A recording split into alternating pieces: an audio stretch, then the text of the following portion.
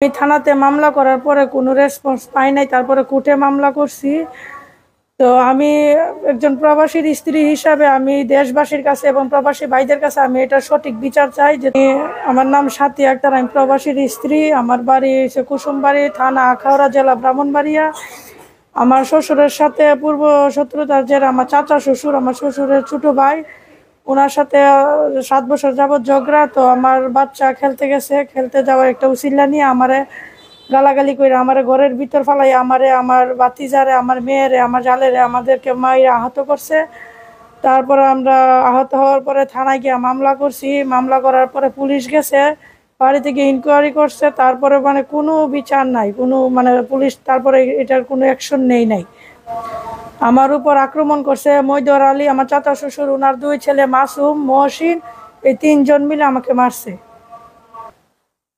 আমি থানাতে মামলা করার পরে কোনো রেসপন্স পাই নাই, তারপরে কোর্টে মামলা করছি।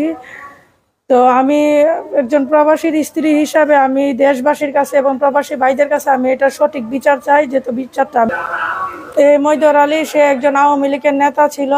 সে সময় সে আমাদের সম্পত্তি আত্মসাৎ করছে, এখন আত্মসাৎ করার চেষ্টা।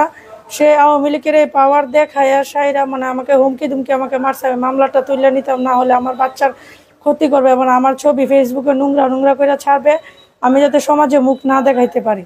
আমি প্রশাসনের কাছে সুদৃষ্টি আকর্ষণ করতেছি, আমি যেন এর সঠিক বিচার চাই এবং দেশবাসীর কাছে এবং আমার প্রবাসী ভাইদের কাছেও আমি এর বিচার আহ্বান করতেছি, যাতে আমি সঠিক বিচার পাই এবং আমি যাতে নিরাপত্তা থাকতে পারি।